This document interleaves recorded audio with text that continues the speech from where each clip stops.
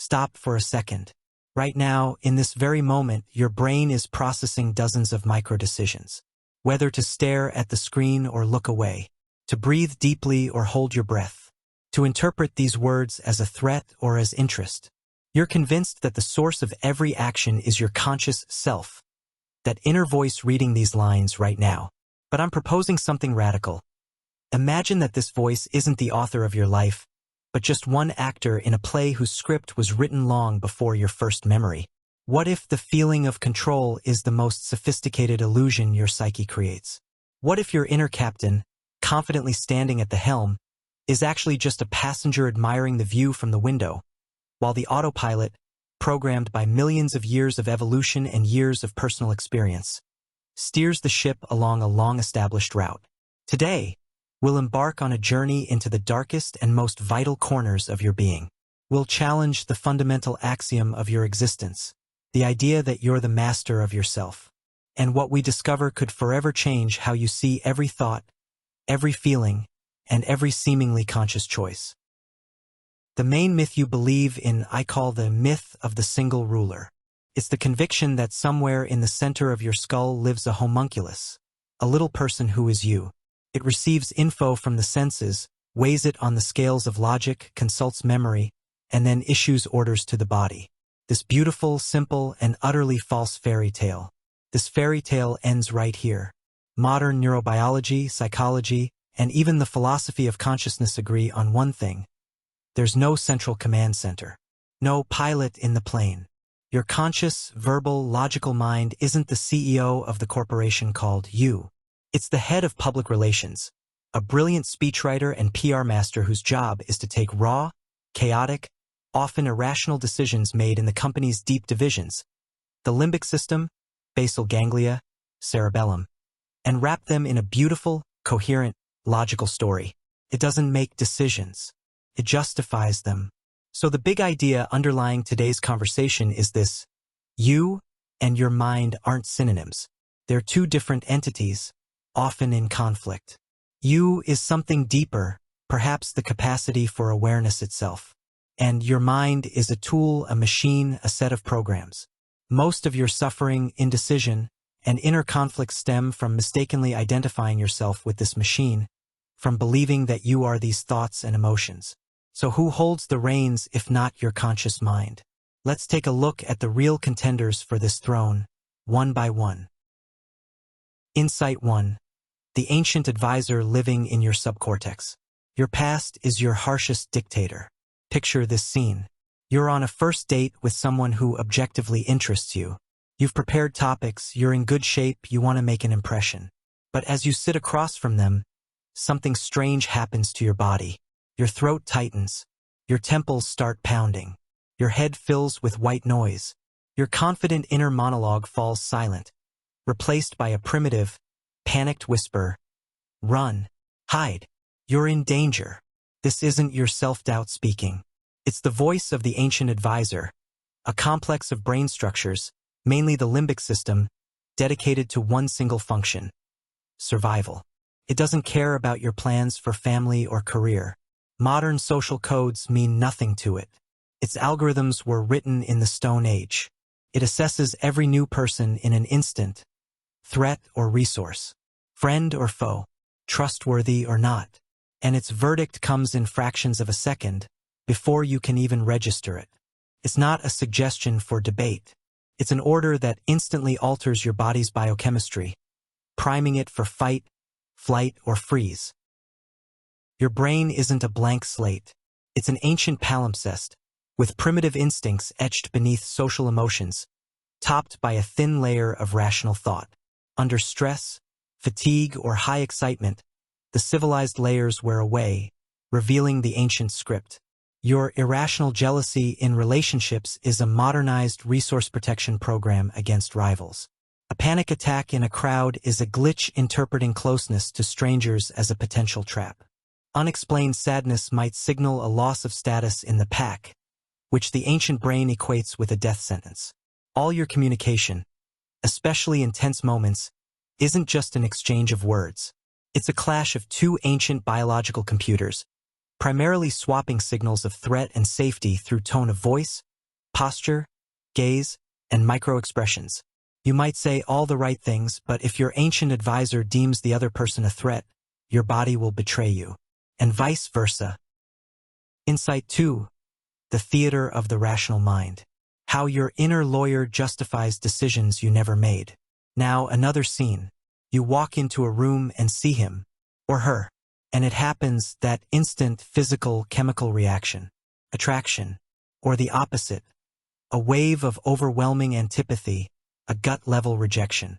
No logical reasons, just fact. Within a second, your brilliant inner lawyer awakens, the conscious mind. His job is to bring order to the chaos. It hates irrationality. It urgently needs an explanation, so it starts building a flawless, logical tower. He appeals to me because of his intelligent eyes and he seems well-read. Or, she's not for me. Our life views are too different, it's clear. It frantically hunts memory for confirming details, ignoring contradictions. It crafts a beautiful, coherent narrative where your spontaneous emotional response is portrayed as a deliberate, thoughtful conclusion. This process is called rationalization, and it's not your conscious deceit. It's an automatic system function. You almost never decide things logically. You decide emotionally, intuitively, at the level of the ancient advisor or other unconscious patterns. Then your rational mind kicks in like a master finisher, giving it the appearance of reason and control. It serves your unconscious impulses, it doesn't lead them. Insight 3. The tyranny of habit. When your past is locked in neural circuits and dictates your future. Think about it. How many decisions did you make consciously today? What to wear? Which route to take to work? What to eat for breakfast? In 95% of cases, you were on autopilot. These actions aren't decisions. They're habits. Deep neural pathways in your brain, worn down by thousands of repetitions. Following them is energy efficient and easy. Straying from them is hard and takes effort. You mistakenly believe that your thoughts, "I want to be healthy," create your habits, like, "I'll eat salad." In reality, it's often the reverse. Ingrained habits shape and filter your thinking. Your habit of negative self-talk fosters a victim mindset. Your habit of dodging conflicts builds thinking that always finds excuses for others. These habits form a reality tunnel, a narrow corridor where you perceive and act in the world. Anything beyond it feels strange, dangerous, or just invisible. You keep picking emotionally unavailable partners. Not because you're that type, but because in childhood, your brain wired a neural path linking love to tension and uncertainty. Now it hunts for familiar patterns. You lash out at a colleague in the same tone your father yelled. It's not a conscious choice. It's a playback.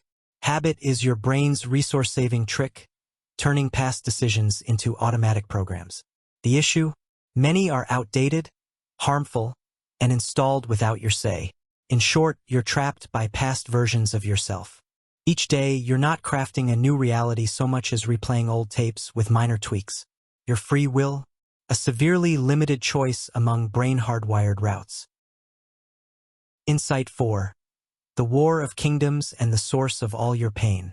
Why you're not understood, and why you don't understand yourself. All your existential pain, frustration in relationships, feelings of loneliness, and misunderstanding stem from this inner fragmentation. Any conflict with another person isn't a dialogue between two personalities. It's a complex clash of four forces: your ancient advisor, emotions and instincts; your rational mind, logic and justifications; their ancient advisor, and their rational mind. You try to communicate on the level of rational minds, talking about facts, responsibilities, and logical arguments. But meanwhile, your ancient advisors wage their own silent, fierce battle. They read the tone of a phrase. He's speaking calmly, but his jaw is tense, so he's angry and dangerous. They react to closed posture, averted gaze, even a faint whiff of sweat. Their verdicts, threat, rejection, attack, instantly shift the emotional tone, sending distorting signals to the rational side. You say one thing, your body broadcasts another. You hear your partner's words, but your ancient brain hears only growls. It's a dialogue of the deaf, spawning monstrous misunderstanding. Your chronic insecurity, procrastination, and lack of energy aren't laziness or character flaws. They're symptoms of a civil war within. Your ancient advisor, tasked with safety, wants to stay in a familiar comfort zone, even if it's miserable. It fears risk, rejection, failure, because for it, those were once matters of life and death. Your rational mind craves growth, achievements, success. They pull you in opposite directions, draining your mental energy on internal strife. You're tearing yourself apart. That's schizophrenia in the everyday, non-clinical sense, a split psyche. But this awareness isn't cause for despair. Paradoxically, it's the first and most crucial step toward true wholeness and strength. Diagnosis is the start of healing. The master's path, from identification to observation, from war to integration. The first and most crucial step is to radically shift your position. Stop being a soldier on the battlefield between your own factions. Learn to be the observer, sitting on a hill, seeing the whole picture. When a wave of anger hits, instead of shouting or suppressing it, take an inner step back. Tell yourself, interesting, my anger response has activated. What ancient button just got pressed? What boundary of mine was crossed? What is my ancient part trying to protect? This is the meta-skill mindfulness. It separates you from automatic programs. The second step is conscious reprogramming. Neuroplasticity is your greatest ally. Yes, the old neural pathways run deep. But every time you consciously choose a new response, instead of yelling, pause and take a deep breath.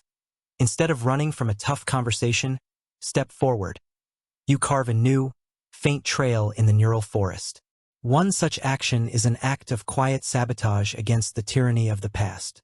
Repeating these actions turns the trail into a road, and the road into a highway of new habit. It requires titanic willpower at first, but each time it gets easier. The third step is diplomacy within and without. Start an inner dialogue not as a tyrant suppressing a bad emotion, but as a wise ruler listening to all your advisors. Acknowledge your anxiety. I see you, anxiety. You're trying to keep me safe. Thank you. But now I'll make the decision. This integrates the ancient part instead of fighting it. In communication with others, learn to speak in two languages at once. The language of facts for the rational mind and the language of emotion recognition for the ancient advisor. I get that this sounds illogical, addressing the mind, and I see you're upset, addressing the emotion. Let's figure this out. This calms the other person's ancient brain and opens the door to real dialogue. True confidence isn't born when you destroy your fear. It's when you can feel its vibration in every nerve ending and still take a step forward. It's not the absence of inner conflicts. It's the ability to hold those conflicts in your awareness and act from the center, from that observer's hill, not from one of the warring sides. Your thinking stops being a tool for suppressing inconvenient parts of yourself. It becomes a dispatch center that respectfully hears reports from the instincts department, the emotions department, the logic department, and makes a strategic decision considering the interests of the whole corporation. So, who ultimately wins in this lifelong, exhausting war between us and our mind? Neither side wins. What wins is the possibility of transcending this duality. What wins is the awareness that you are not your ancient advisor with its fears, nor your rational mind with its justifications. You are something greater. You are the space of awareness in which these players appear and vanish. You are the silence behind the noise of thoughts. You are the hill from which the entire battlefield is visible. In the moment you fully grasp this experientially, not just in words, the illusion of a small human at the helm dissolves. Gone are the guilt for wrong thoughts and the pride in right decisions. You realize that control in the usual sense is a mirage. But in its place opens true power, the power of choice. Not the choice of which thought or emotion to have, that's impossible, but the choice of which thought or emotion to give your attention. Which inner voice to make your advisor right now. Which neural path to energize with your action. The decision you'll make in a minute, a day, or a year won't be blind obedience to an ancient code or an emotional whim. It won't be cold calculation from soulless logic either. It'll be something third. Whole, integrated, truly yours in the deepest sense. because you've finally taken your rightful place, not at the wheel, but at the center of your entire being. And from that point, every direction is your conscious path.